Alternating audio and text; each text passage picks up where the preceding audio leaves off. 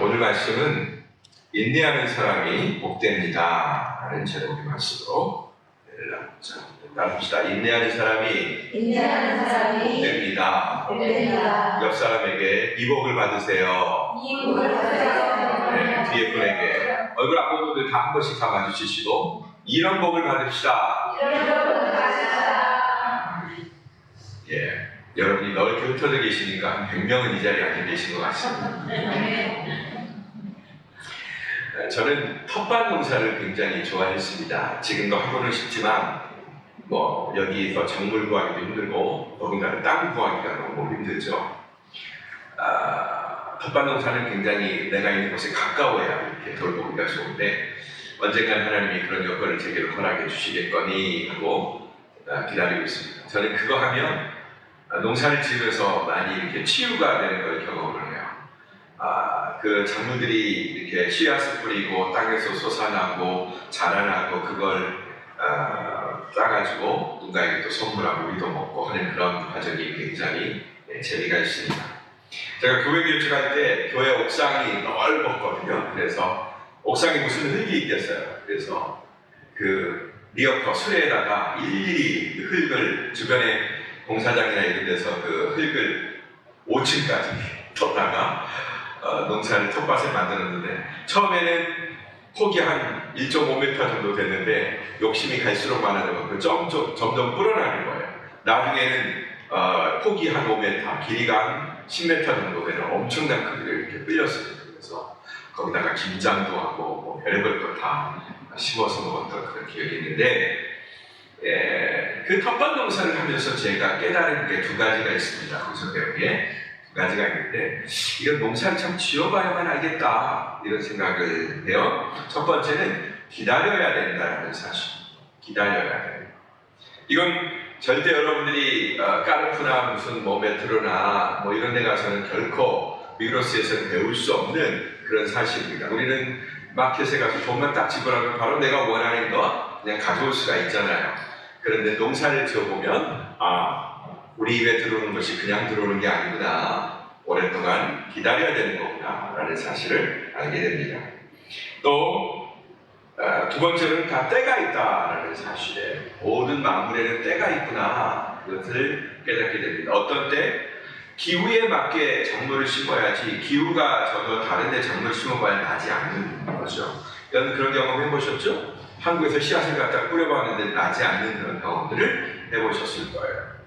자, 만사에는 때가 있다. 심을 때가 있고 자랄 때가 있고 거둘 때가 있고 그리고 그것이 다 거름이 될 때가 있더라고요. 상추 씨앗을 심어도 여러분 한참 기다려야 돼요. 심고 나서 한 일주일 정도 추울 때 심으면 더 오래 이렇게 기다려야 씨앗이 나옵니다. 어떤 때는 막 2주 이상 너무 성급해갖고 씨를 빨리 뿌리면 내가 뿌린 상추 씨앗 어디 갔나 싶을 정도로 전혀 안 날 때들이 있어요. 그렇게 기다려야 겨우 떡잎이 나오고 그 떡잎도 한참 기다려야 먹을 수 있는 단계까지 가게 돼요. 여러분 그 흔한 상추도 제대로 먹으려면 아세요? 2달 이상 기다려야 돼요. 2달 이상. 제일 쉽게 먹을 수 있는 그런 작물도 그렇게 기다리고 그런 작물들이 피어나고 그 다음에 사람 입에 들어오고 그 다음에 더운 여름이 되면 때가 끝에 녹아버리고 하는 그런 과정들을 농사를 해야만 겪을 수가 있다라는 것이죠. 오늘 야고보서는 바로 이 두 가지 문제를 다루고 있습니다. 첫 번째는 기다려야 된다. 두 번째로는 만물에는 또 우리의 시간에는 때가 있다. 이 두 가지를 가르쳐 주고 있습니다. 첫 번째, 기다리십시오 라는 그런 권면을 주고 있습니다. 7절, 8절 말씀 볼까요? 7절, 8절 말씀 봅니다. 시작! 그러므로 형제들아 주께서 강림하시기까지 길이 참으라. 보라, 농부가 땅에서 나는 귀한 열매를 말하고 길이 참아 이른비와 늦비를 기다리나니 너희도 길이 참고 마음을 굳건하게 하라. 주의 강림이 가까우니라. 아멘. 성도의 삶에 필수적인 것이 있다면 그것은 기다림입니다. 연애할 때도 필수적인 게 기다림이죠. 만나고 싶고 헤어지면 또 보고 싶지만 그러나 기다려야 되는 그런 게 분명히 있습니다. 자, 다시 말해 성도는 누군가를 그리고 무언가를 그리고 언젠가를 이 세 가지를 기다리는 존재입니다. 다시 한번 누군가를, 또 무언가를, 그 다음에 언젠가를 기다리는 그런 존재라고 할 수 있습니다. 누구를 기다릴까요? 네, 두말할 필요도 없죠. 예수님을 기다립니다. 그러면 뭘 기다리나요? 예수님이 가지고 오실 그 하나님의 나라를 기다립니다. 그러면 언제를 기다리나요? 네, 그 나라가 임하는, 예수님이 그 나라를 가지고 오는 때를 기다립니다. 자, 우리가 누구, 무엇, 언제 이렇게 구분했지만 결국은 그게 누구랑 연관이 있는 것을 알 수 있죠? 우리 예수님과 연관이 있는 걸 알 수 있어요. 예수님을 기다리고 예수님이 가져오실 나라를 기다리고 그 나라가 우리에게 실제로 임하는 그 때를 기다린다. 이게 성도의 본질이다라는 것입니다. 온 세상에 여러분 1차 산업밖에 없을 때, 1차 산업이 뭐죠? 농사하는 거죠. 이목하고 그 다음에 농사 짓고 그 다음에 낙농하는 이 모든 것을 1차 산업이라고 하는데, 여기에는 굉장히 많은 시간들이 자연스럽게 들어갈 수밖에 없고 속성으로 되는 게 없습니다. 요즘은 뭐 컨테이너 같은 그런 곳에다가도 뭐 작물들을 기르고 인공 조명을 통해서 작물을 기르는 그런 세상이 됐습니다만은, 자연적인 이 이치는 시간을 기다릴 수밖에 없다는 거예요. 그래서 그것들이 이 세상의 모든 산업일 때, 1차 산업만이 오로지 산업일 때 사람들은 이 자연의 시간을 체득할 수가 있었습니다. 여러분, 우리 아이들이 된장이 발효되는 음식이라는 거 알까요? 쌈장을 찍어 먹을 때 이게 한참이나 있어야 이 맛이 만들어진다는 거 알까요? 고추장을 찍어 먹을 때 이게 한참이나 발효되는 시간이 있어야만 이 맛이 우리에게 들어온다는 거 알까요? 아닐 겁니다. 그냥 삼겹살 구우면 바로 쌈장 찍어 먹고 이런 소스가 만들어져 있다라는 거. 쌀은 슈퍼에 있고, 반찬도 슈퍼에 있고, 우유도 슈퍼에 있고, 슈퍼가 모든 것들을 공급하는 그런 곳이죠. 그래서 이 자연의 시간을 체득할 수가 없는 거예요. 정보화 시대가 된 지금 현대인들은 제일 못하는 게 뭐냐? 바로 기다리는 걸 못해요. 왜요? 우리는 당장 내가 원하는 것을 배달시킬 수도 있고, 내가 가서 가지고 올 수 있고, 누구 시킬 수도 있고, 이런 세상에 살고 있기 때문에 그렇습니다. 속도의 빠름, 속도는 너무너무나 빨라졌죠. 그래서 5G 시대, 그 다음에 앞으로 6G 시대를 기다리고 있고, 그 다음에 그 분야에서 우리 한국 사람들이 제일 앞서간다고 하죠. 어떻게 그런지 모르겠어요. 우리는 그렇게 뭐 빠른 세계를 경험해 본 것도 아닌데, 그죠? 옛날에 제일 빨랐던 나라는 어떤 나라일까요? 기동력이 제일 좋았던 나라는 저 징기스칸의 군대가 제일 빨랐습니다. 그래서 그 스피드를 동서양 아무도 따라갈 수가 없었어요. 그러니까 무차별적으로 그 나라가 다 지나가는 모든 곳곳마다 다 정복이 되는 겁니다. 그들의 스피드는 옛날 사람 기준으로 얘기하면 그냥 귀신과 같은 거예요. 도저히 따라갈 수가 없었어요.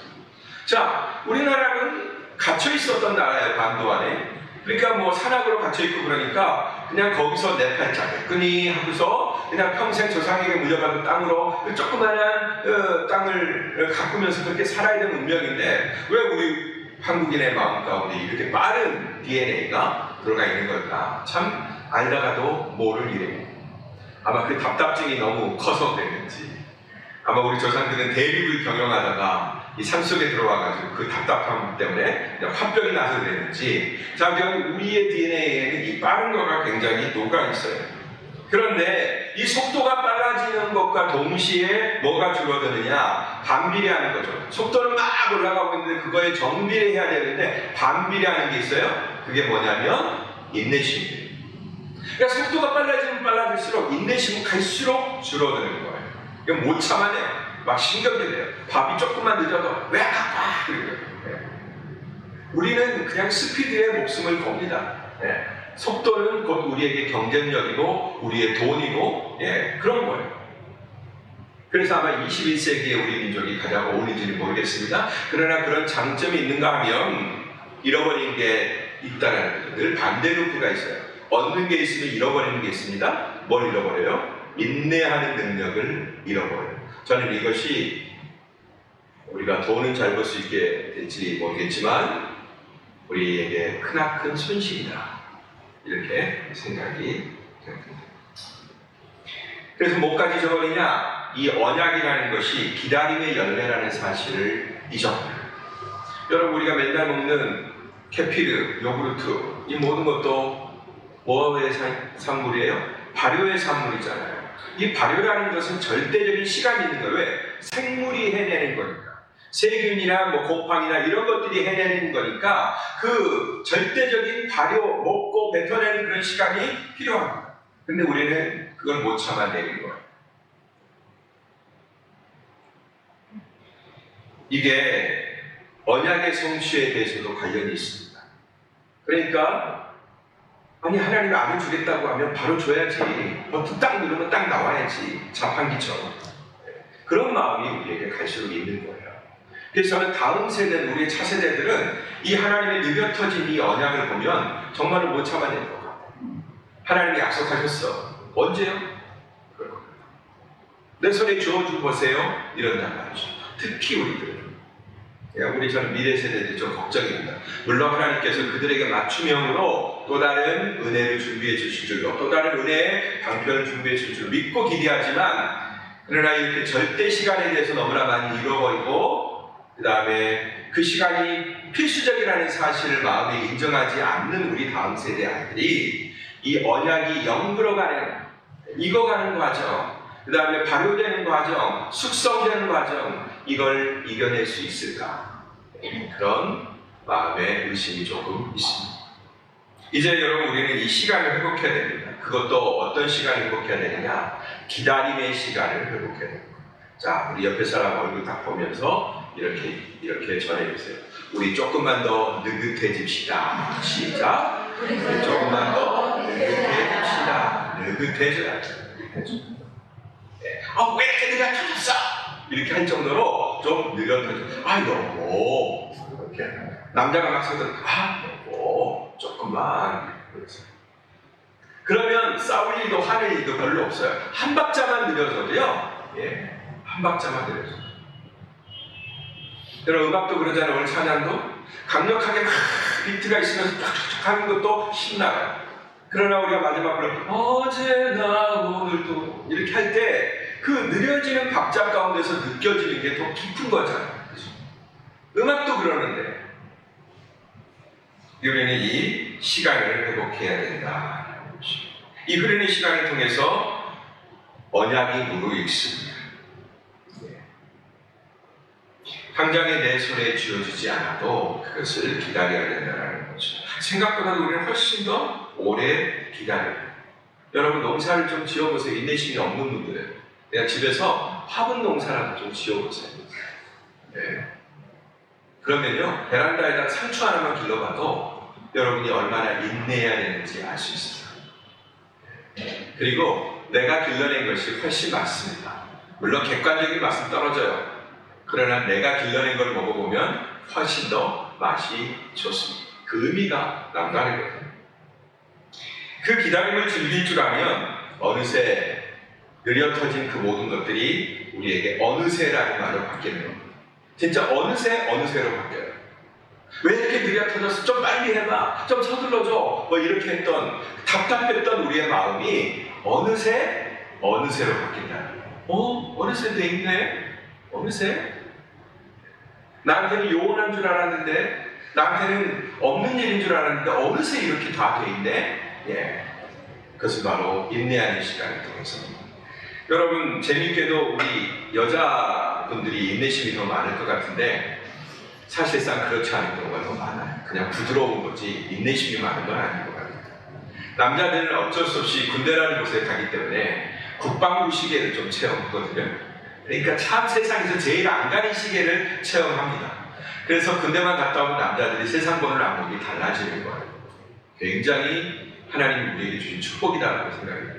젊은 친구들한테 이 얘기하면 제가 맞아주겠지 모르지만 그러나 우리의 그 거친 성정과 다듬어지지 않는 그런 여러 가지 것들을 훈련하고 다듬고 이렇게 규모 있게 만드는 일에는 군대만큼 더 좋은 곳이 없다라는 생각이 들었습니다. 저도 옛날에 어른들이 이런 얘기할 때 군대 갔다 오면 사람 된다 그런 얘기할 때 그냥 때리고 싶도록 제가 미웠어요. 그러나 제가 그 말을 또 다시 제가 이 자리에서 하고 있네요. 우리는 강제로 내 시간이 어떤 시간에 맞춰지고 강제로 내 자유가 어떤 곳에 묶여보고 강제로 내 의욕이 꺾여져 보고 강제로 내가 나를 다듬어야 되는 그런 시간이 분명히 필요한 존재. 왜요? 스스로 안 되기 때문에. 스스로 안 됩니다.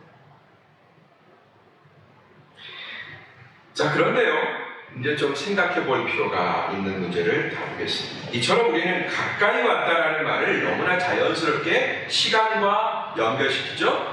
여러분, 이런 말씀이 있어요. 요한도 선포하고 예수님도 선포한 말씀이 있어요. 맨 처음에 뭐라? 비홀드, 때가 가까이 왔다라고 얘기하시죠. 때가 가까이 왔다. 회개하고 천국이 가까웠다. 회개하고 이 복음을 믿어 하면서 회개하고 천국이 가까웠다. 요한과 예수님 똑같은 메시지를 선포하셨거든요. 이 가까이 왔다라는 말을 뭐라고요? 우리는 타임으로 보통 해석하죠. 네? 그죠? 시간이 우리에게 가까이 왔다. 네, 이렇게 보통 이렇게 연결시킵니다. 그리고 거기에 시간이 딱 멈춰요. 오늘 보니까 때에 대한 이야기죠. 주의 강림하시기까지 길이 참으라 라고 얘기하고 있는데, 이 강림의 때, 하나님의 나라가 우리에게 가까이 왔다. 제가 언젠가를 기다린다고 했어요? 예수님께서 하나님의 나라를 가지고 오시는 그 때를 우리가 기다려야 된다고 했잖아요. 자연스럽게 시간과 연결이 됩니다. 그리고 그것을 뭐라고 표현해요? 가까웠다 이렇게 표현합니다. 가까워졌다 이렇게 표현합니다. 그렇죠? 이 가까워졌다라는 의미가 시간하고 연결이 되어 있어요. 그런데 단지 그것뿐일까요? 우리는 이 가까워졌다라는 말을 조금 더 본질적으로 좀 추적해야 될 필요가 있습니다. 그 의미를 한번 추적해 보면, 여러분, 가까웠다라는 말이 시간적인 말이에요? 아니면 공간을 설명하는 말이에요? 헷갈리죠? 하도 우리가 자주 쓰니까. 윤지영 집사님하고 나의 거리가 가깝다, 너와 나는 가까운 사이야 라고 했을 때 그건 뭘 얘기합니까? 공간을 얘기하죠. 가깝다라는 원래 의미는 공간을 재는 의미가 훨씬 더 1차적인 거예요. 시간이 가깝다, 가까워졌다, 이건 2차적인 의미다. 그게 그만큼 가까이 내 옆에 와 있다라는 그런 의미죠. 공간적인 말이다.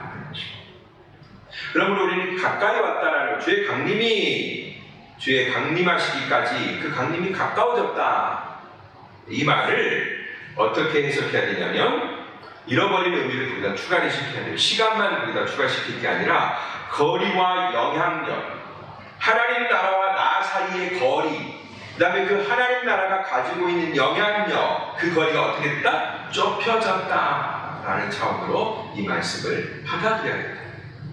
근데 우리는 너무 시간적인 개념으로만 받아들이니까 언제 올까 생각나는 부사가 언제라는 부사밖에 없어요. 그죠? 그러나 이건 거리의 개념이 훨씬 더 1차적이다. 영향력의 개념이 훨씬 더 가깝다. 자, 내 아이들 지금 한국에 보내놓고 있잖아요. 그러면 우리 엄마 아빠의 영향력이 어때요? 그만큼 멀어지죠. 그런 의미가 공간이 멀어져요. 멀다 가깝다 이 의미. 그러니 하나님 나라가 가까이 왔다라는 건 어떤 의미냐? 그 하나님의 나라의 능력이 우리에게 미치고 있다라는 그런 의미인 것입니다. 하나님의 나라가 가까웠으니, 천국이 가까웠으니 회개하고 복음을 믿으라 라고 했던 그 메시지는 뭐냐면, 하나님의 나라가 이미 너희에게 임했다라는 거예요. 이미 막 너희 지금 거기에 바로 와 있다, 이겁니다. 하나님의 나라가 가지고 있는 권세와 하나님의 나라가 가지고 있는 능력과 하나님의 나라가 우리에게 주는 자유가 이미 우리에게 임했다라는 말씀입니다. 할렐루야. 예수님의 킹십, 왕권이 우리에게 미치고 있는 거예요. 그러므로 그 멀다 왔다 안 왔다, 시간이 언제 올 건가라고 했을 때 이미 우리에게 와야만, 그 시간이 우리가 일치가 돼야만 우리는 그 나라의 능력이 우리에게 임할 거라고 생각합니다.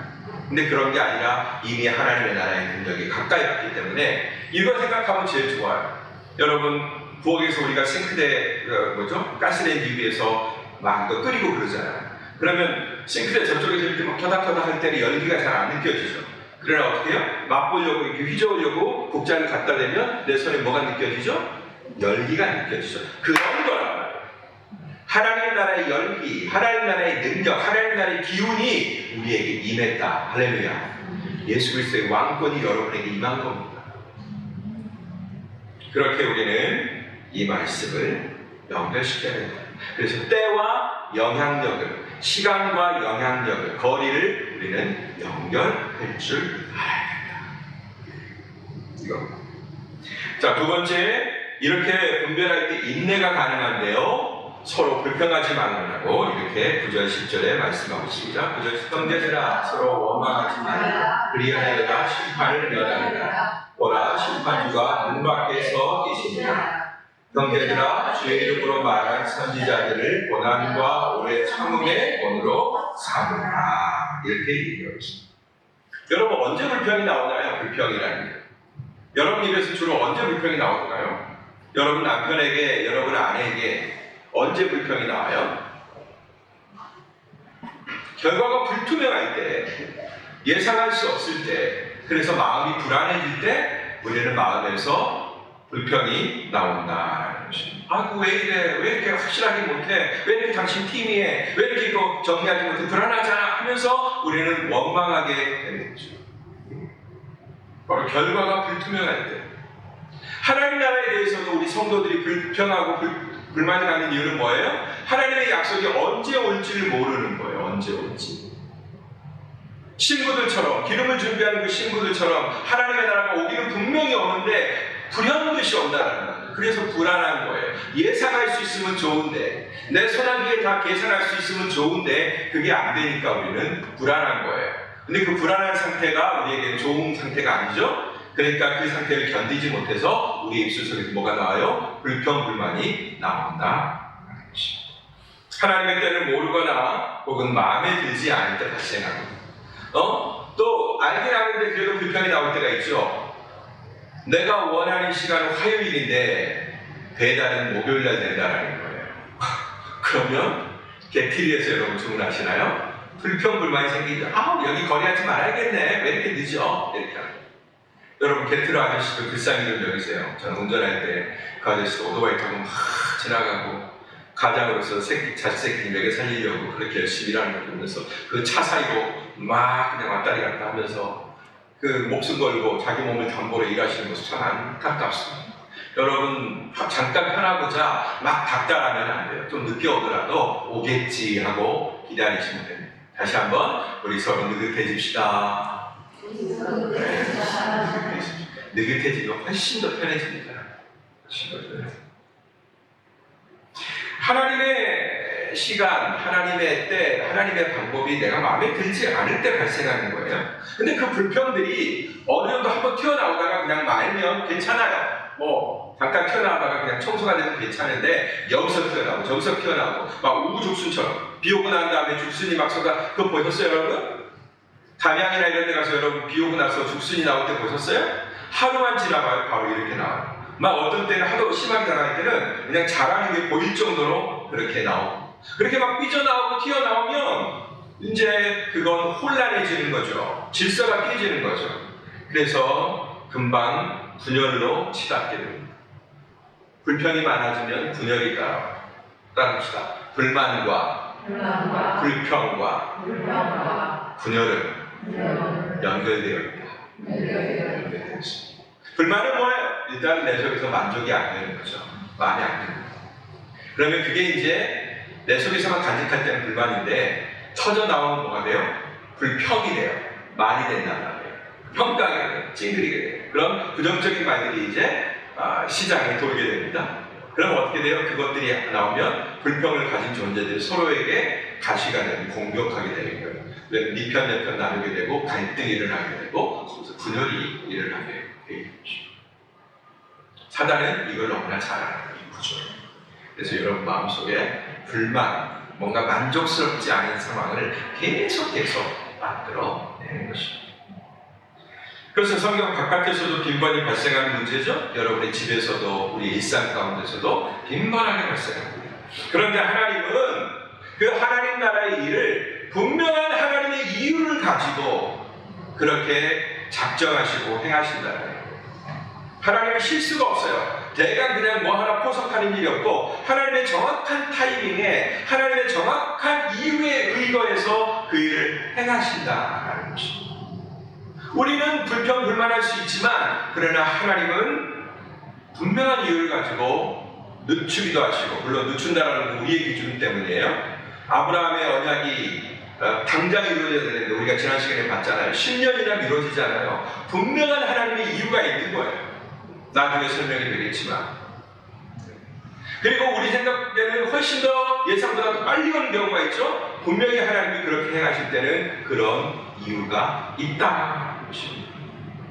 그런데 그것을 싫어하는 데서 불만이 생기고 쏟아낼 때 불평이 된다는 거예요. 이게 교회 공동체 안에서 그런 것들이 일어나게 되면 적지 않은 갈등과 분열이 일어나게 됩니다. 이렇게 분열시키는 것이 여태 사단이 제일 잘해오던 일, 너무나 이 일을 잘해요. 도사예요, 도사. 그래서 이걸로 말미암아 교회가 배반을 받죠.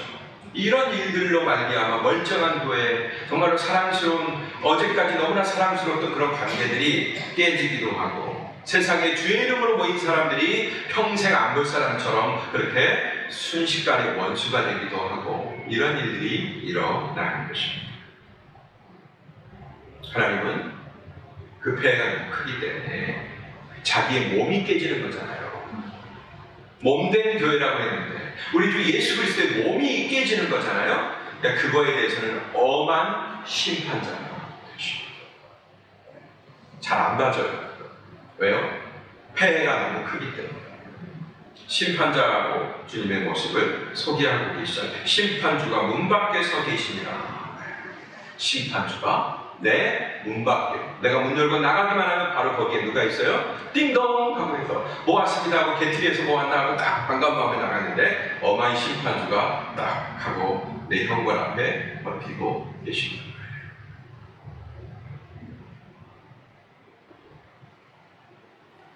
그런데 우리 앞에 있었던 참 훌륭한 신앙의 선배들은 그렇게 늦추고 당기시는 하나님의 이유에 대해서 너무나 잘 알았습니다.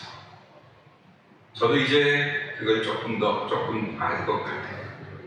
또 혹은 모르더라도 그 하나님의 때를 곧잘 인내했습니다. 어느 상황에도 흔들리지 않고 하나님에 대한 굳은 신뢰에 기반해서 자기 인생을 경영했어요. 이건 무엇 때문일까요? 바로 주의 말씀을 맡았던 예언자들이 하나님의 말씀에 대해서 거침없이 알려주었기 때문에 그렇습니다. 예언자들이 그냥 어마어마하게 노력한 결과예요. 뿐만 아니라 그들은 그 예언자들은 스스로 고난을 취하면서 또 인내하면서 그 메시지를 전했던 거죠. 어떤 때는 말로만 전하는 게 아니에요. 그가 살아낸 인생 자체, 그가 먹는 음식, 그가 낳은 자식, 그가 하는 결혼, 이 모든 거가 다 메시지가 되는 거예요. 어떤 때는 창렬한 결혼해요. 어떤 때는 음탕한 여인의 자식을 낳습니다. 어떤 때는 똥이 발라진 빵을 먹어야 돼요. 어떤 때는 평생 한쪽으로만 누워서 자야 돼요. 저희 아내 엊그제 병원 가니까 왼쪽으로 누워있지 말라고 이석증이 와가지고. 그러니까 오른쪽으로 좀 누우니까 좀 낫대요. 역시. 그러니까 한쪽으로만 이렇게 눕게 되면 그걸로 인해서 이 귀의 평형기관, 달팽이관에 있는 그 돌들 있잖아요. 돌가루들이 잘못 빠져나갈 수도 있는 거죠. 몸도 그렇잖아요. 그렇죠?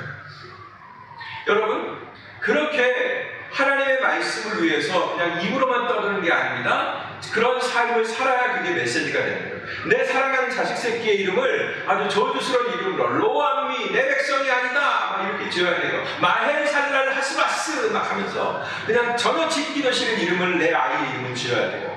그렇게 자기의 생애를 저당 잡히고 하나님의 그 일을 위해서 그렇게 살아내야 했던 것이 예언자들이었습니다. 그들을 뭐하라? 본받으라. 주의 이름으로 말하는 선지자들을 고난과 오래 참음의 본으로 삼으라 라고 말씀하고 있습니다. 뭘 위해서? 하나님의 합당하신 어떤 이유를 위해서.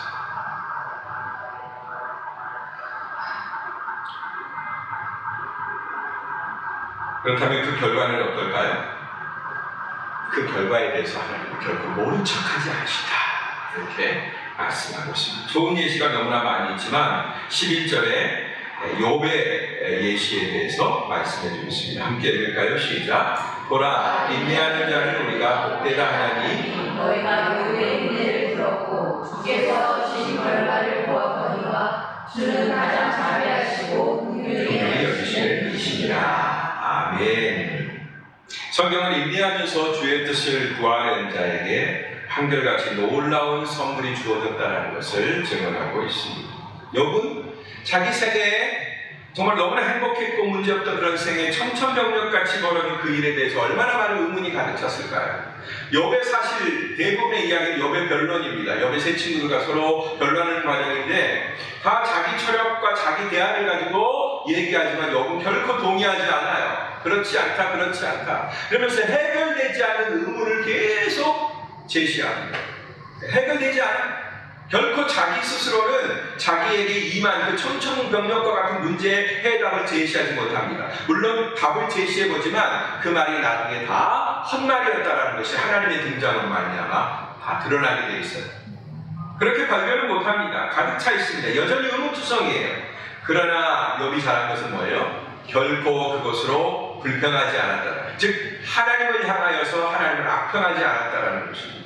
이것으로 인해 나 차라리 죽고 싶어. 우리 엄마가 차라리 나를 낳을 때 내가 죽었더라면 더 좋았을 거야. 이런 탄식과 이런 것들을 하기는 했지만 그러나 그 상황을 일으키시는 하나님을 삿대질하면서 공격하지 않았다는 거예요. 그 아내가 얘기했죠. 하나님을 욕하고 죽으라! 라고 얘기했어요. 그러나 욥은 그렇게 하지 않았지. 끝까지 하나님, 그 소망의 그 부분은 남겨놓은 것입니다. 그것까지 해버리면 욥은 끝나는 거예요. 그런데 가장 중요한 그것은 남겨놓는 거죠. 여러분 옛날에 그 어떤 배우 뭐죠? 넷플릭스 나왔던 그 배우 키아누 리브스인가? 네, 그 배우가 주연했던 영화가 있는데 구름 위의 산책이라는 영화가 있었어요. 보신 분? 다행입니다. 그가 군대를 제대하고 뭐 할 일이 없어서 초콜릿 장사를 이렇게 하게 되다가 버스를 타고 갔는데 어떤 그 멕시코 쪽으로 되는 그런 주에 어떤 여자하고 얽히게 돼요. 집으로 돌아가요. 근데 이 여자는 도시에서 막 이렇게 탕하로 살다가 막 임신도 하고 뭐 자기가 그런 여자였는데 고향으로 돌아오는 거예요. 근데 고향에는 뭐가 있냐면 그 포도원 주인이었어요. 이 집안이. 그래서 포도주를 막 이렇게 짜가지고 산업을 가진 그런 집안이었어요. 근데 그 아버지가 굉장히 괴팍한데 어떻게 들어온 그 남자가 키아누 리브스가 자기 사육감인 줄 알았어요. 근데 알고 보니까 연극이었던 거죠. 그 여자가 그냥 자기의 풍파를 피하기 위해서 그냥 그런 연극을 상황극을 만들었던 거예요. 그러니까 아버지가 화가 나가지고 막 술 먹고 어떻게 하다가 그냥 불이 확 났네. 근데 재밌게 그 포도나무가 어마어마한 몇만 그루가 있는 그 넓은 헥타르로 퍼져 있는 그 포도나무를 어떻게 해요? 이 추운 계절에, 그 서리가 오는 계절에 그걸 안 하기 위해서 그 옆에다가 기름 호스가 이렇게 있더라고요. 그래서 그 기름 호스에다가 불을 붙이면 그 열기로 인해서 그 연기로 인해서 얼어 죽지 않는 거예요, 포도나무. 그런데 술 먹고 어떻게 잘못하다가 다 타버렸어요.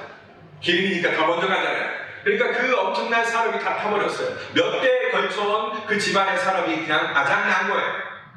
그런데 거기에 메시지가 있어요. 영화감독 메시지가 뭐냐면 그 집의 할아버지, 그 집안을 일으켰던 그 할아버지가 정신없이 어디를 가요. 그리고 땅을 막 헤쳐봅니다. 근데 그게 뭐였냐면 처음에 그 할아버지가 이 포도원을 입을 때 심었던 원 포도나무, 그건 찾아요. 그것도 타버렸어요. 막 실망하다가 막 너무 좌절하고 있는데 막 하기 시작합니다. 그런데 뿌리는 안 탄 게 보이는 거예요. 그리고 그게 그 모든 절망을 일시에 아우르는 하나의 희망이 되는 거예요.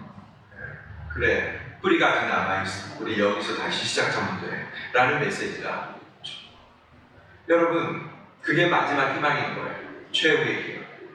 우리의 삶에 불평과 불만 가지고 막 억울하고 다 포기해버리고 싶고 놔버리고 싶고 화딱지 나는 일이 너무나 많고 내 마음대로 안 되고 뜻대로 안 되고 그러니까 서로 갈등하게 되고 서로를 공격하고 그래서 살기도 싫고 새끼들은 내 뜻대로 안 되고 얼마나 많은 이 살아있는 왼수들이죠. 얼마나 속상해요. 자식 키워보신 분들 다 알잖아요. 이쁘기만 하는가요? 가슴을 후벼파고 아프게 하고 눈물을 흘리게 하고 고통스럽게 하고 그래도 지들은 늘 우리를 빚쟁이 취급하고 우리는 뭔 죄인지 모르겠어요. 그런데 여러분 최후의 희망을 붙들고 오늘의 이 모든 오늘의 이 모든 우리의 피폐됨, 우리의 고통들을 물리칠 수 있어야 된다. 그걸 태워버리면 안 돼요. 그 포도나무 원 뿌리를 하나님이 지켜주셨던 것처럼 하나님 우리도 하나님과의 관계 가운데서 그 결정적인 것, 그것을 깨뜨리면 안 된다. 왜요? 여기는 최후의 복입니다.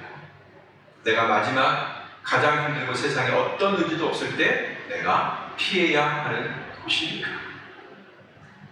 욥은 바로 그런 하나님을 남겨두었던 거예요. 하나님과의 그 관계를 남겨두었습니다.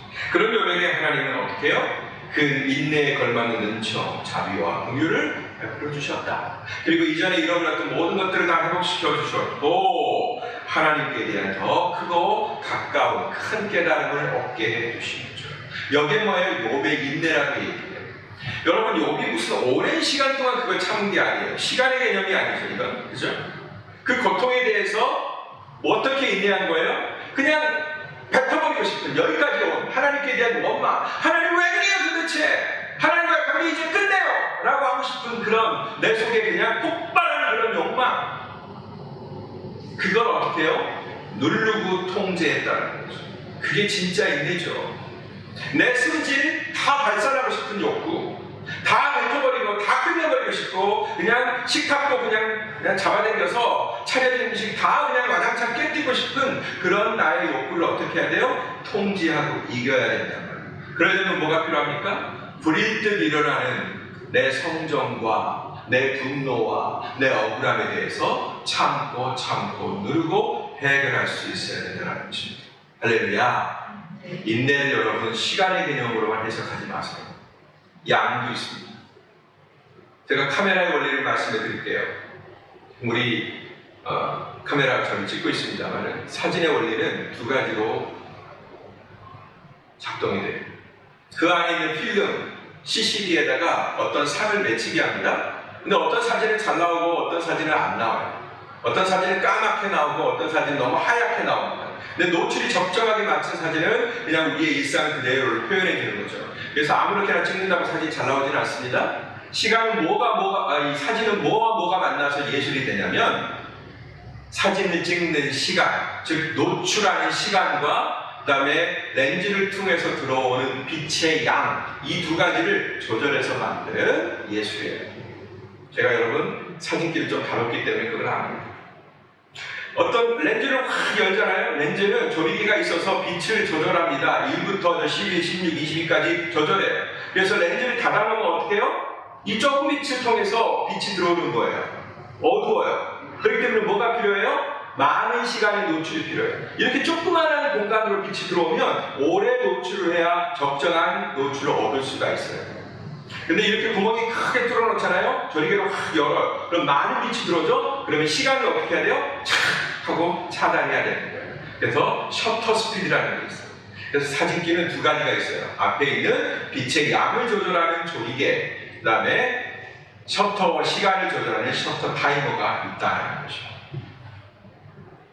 이 두 가지가 조합이 돼야 제대로 된 사진이 나오는 것처럼 여러분의 인생 사진은 바로 이것이 조합이 돼야 된다라는 것을 말씀하고 있습니다. 따라합시다. 시간도 영향력도 내게 중요하다.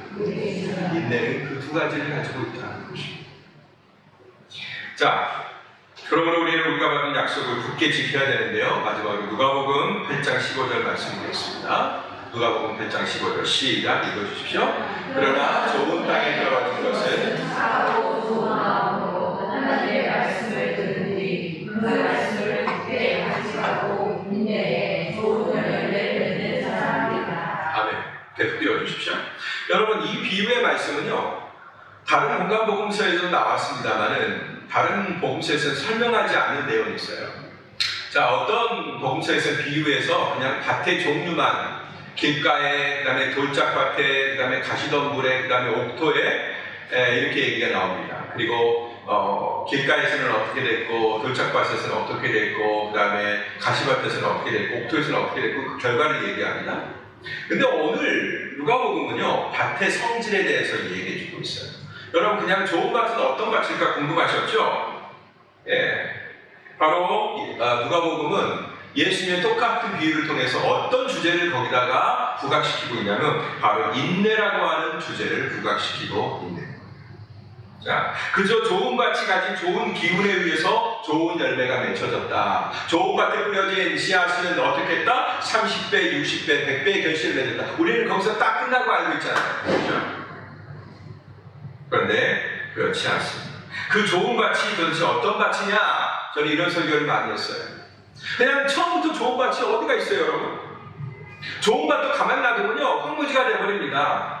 여러분, 아무리 옛날에 막 옥토, 문전옥답이라고 그러나요? 좋은 그런 밭과 논이라고 할지라도요, 1년만 묵히잖아요? 그러면 다 풀밭이 되어버립니다. 좋은 밭은 애당초 처음부터 존재하지 않는 거예요. 모든 밭이 전부 다 돌짝밭이고 길가고 가시덤불이 있는 그런 농가 밭입니다. 그런데 좋은 밭이 됐다는 건 뭐예요? 누군가가 그걸 가꿨다는 증거가 그 안에 있다는 거죠. 오늘 여기서 좋은 밭이 어떤 밭이냐 누가가 설명하고 있는 건 굳게 간직하고 인내하는 밭이다라는 것입니다. 따뜻합니다. 굳게 간직하고 인내하는 밭이다. 그게 좋은 밭인 거죠. 우리는 그동안 이 좋은 밭이 뭔 밭을 말하는 어떤 밭을 말하는지 그냥 우리식대로 판단하고 우리식대로 해석해 왔습니다. 그러나 분명히 주님 말씀하셨어요. 첫 번째, 좋은 마음으로 하나님의 말씀을 받는 거죠. 예. 비판하거나 딱딱하거나 왜곡시키거나 뻔하거나 하지 않고 하나님의 말씀을 순전한 마음으로 받는 거죠. 그 뒤에 온 그 말씀을 어떻게 해요? 길가처럼 그냥 노출시켜버리지 않고 굳게 간직하고 인내했다. 하나님의 말씀이 내 마음밭에서 발아하고 뿌리를 내리고 줄기를 내고 꽃을 피우고 열매를 맺기까지 어떻게 해요? 빼앗기지 않냐고 굳게 간직했다라는 거예요. 굳게 간직했다. 의지적이죠? 굳으려면 내 의지가 필요하잖아요. 굳게 간직했다라는 겁니다. 그리고 그 세월을 어떻게 해요? 좋은 열매가 맺힐 거야. 분명히 탐스러운 열매가 맺힐 거야. 라면서 인내해왔다라는 것입니다. 이게 좋은 밭이다. 좋은 밭의 성질을 결정하는 가장 중요한 요소가 바로 인내라는 태도, 오래 참는 그 태도라는 것을 오늘 여기서 눈여겨보아야 하는 것입니다. 좋은 밭은 인내하는 밭인 거죠.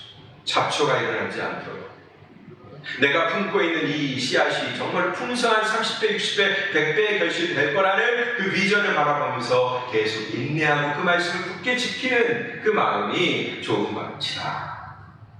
여러분 이제 좋은 밭의 마음 상태를 아셨죠? 좋은 밭이 뭘 얘기하는지? 재밌게도 거기에는 기름지거나 거름이 많거나 지식이 있거나 착하거나 이런 마음이라고 얘기하지 않습니다. 인내하는 마음, 견디는 마음, 이런 마음이 좋은 밭이라는 것입니다. 지금까지 살펴본 대로 오늘의 주제는 인내였습니다.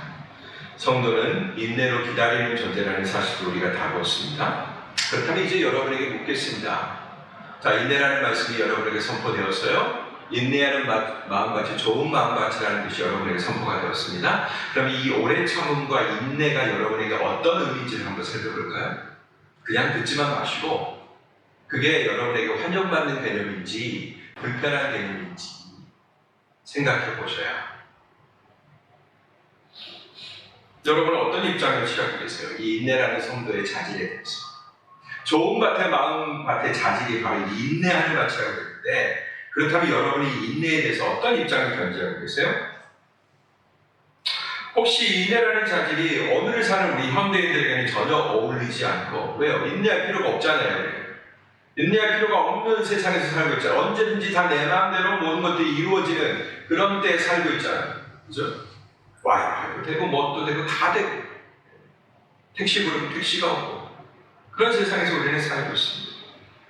그저 낡고 무익한 과거의 유산이라고 여기고 있지는 않은지 한번 생각해 볼 문제입니다.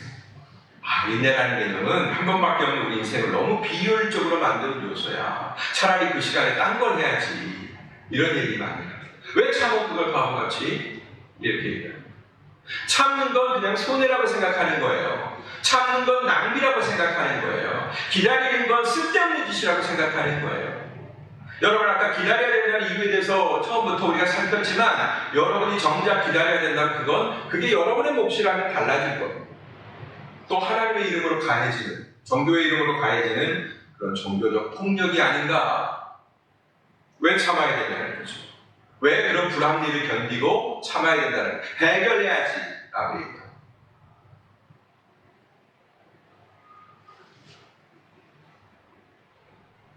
물론 여러분들이 그렇게까지 구체적으로 따져보지는 않으셨을 거예요. 여러분, 아까도 말씀드렸지만 세월이 걸려야 만들어지는 게 있다. 요즘 여러분 한식이 세계에서 뜨고 있잖아요. 근데 우리 한식의 원료가 다 뭐예요? 프레시한 게 아니에요. 다 발효가 된 거예요. 숙성된 거예요. 외국인들이 그냥 막 난리를 치며 좋다고 맛있다고 하는 그 신기의 재료가 뭡니까? 다 우리 한국인들의 어머니들에 의해서 발효된 거예요. 눈물과 세월과 기다림과 정성과 헌신과. 여러분, 우리의 내면 안에도 그렇습니다. 우리가 인내하지 않으면, 참아내지 않으면 여러분 안에 만들어지지 않는 그 무언가가 있어요. 여러분이 그 아픔을 품고 아픔을 토해버리는 게 아니라 너무나 괴로우니까 저리 가! 하면서 토해버리는 게 아니라, 제가 오늘 아침에도 화장실에서 얼마나 소리 질렀는지 몰라요. 막 불편한 감정들이 막 제 속에 오는 거예요. 샤워를 하다가 막. 그러니까 내가 마치 인격이 앞에 있는 것처럼, 야 인마 너 저리 가! 난 너 좋아하지 않아! 너 환영하지 않아! 저리 가! 가버려! 오지 말라니까! 막 하면서 제가 막 연극 배우처럼 막 이렇게 소리 지르면서 샤워를 했어요. 뭐예요? 샤워를 하는데 그냥 막 자꾸 부정적인 감정들이 제 속에 오는 거예요. 넌 내 친구가 아니야. 내가 너 부른 적 없어. 저리 가는 거야! 그래서 제가 던졌어요. 그러나 여러분, 항상 그것만이 좋은 것일까? 어떤 아픔이, 어떤 가시가 내 가슴 속에 찾아오고 내 인생 가운데 찾아왔을 때 그것을 품고, 물론 찔리고 아프고 피나고 고름나죠. 그러나 그것을 품고 인내할 때 만들어진 그 무언가가 있잖아요. 여러분이 그냥 웃고 행복하게 나이스하게 늘 방실에 행복하게 지내면 좋겠죠. 그러나 여러분의 인생 가운데 있는 어떤 아픈 문제 때문에 아파하고 괴로워하고 눈물 짓고 한숨 짓고 또 잠깐 피했다가도 또 그 세계에 들어가면 또 막 그 아픔들이 오고 막 죽을 것 같고, 그런 세월을 여러분 불필요하다고 여기지 마세요. 그 세월이 정말로 기가 막힌 걸 만들어요. 여러분이 좋아하는 진주 목걸이, 그게 그 대표잖아요. 눈물의 결정체잖아요. 그렇죠? 그 세월이 지나지 않으면 진주가 만들어지지 않는 것입니다. 그만큼 인내가 우리에게 너무나 어려운 거거든요. 우리는 너무나 조급하면 너무나 쉽게 불만을 만들어내고, 불만은 불평이 되고, 불평은 분열로 발전하죠. 그래서 성경은 상당히 많은 부분을 이 인내하려 하고 있어요. 오늘 저도 이 인내하는 말씀에 대해서 굉장히 많은 시간을 할애하고 있습니다. 여러분, 불편하신 거 알아요? 힘든 거 알아요? 여러분들이 불편하시지 않길 바라요. 불만의 요소들 최소한 제거되길 바랍니다. 그러나 그냥 그런 분은 그렇게 그냥 웃다가 사시는 거예요.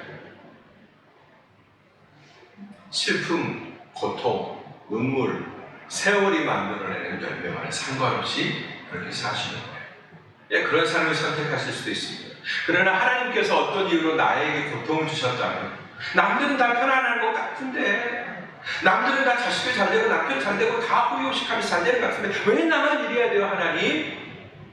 왜 저한테 그러세요? 왜 하필 나예요? 외치세요 물론. 그러나 그 끝에 주님이 이렇게 대답하실 거예요. 딸, 내가 너한테만 기대하는 게 있어. 내가 네 속에서 만들어내고 싶은 나의 진주가 있어. 네가 그걸 토해내는 날까지, 그걸 만들어내는 날까지 나는 너를 연단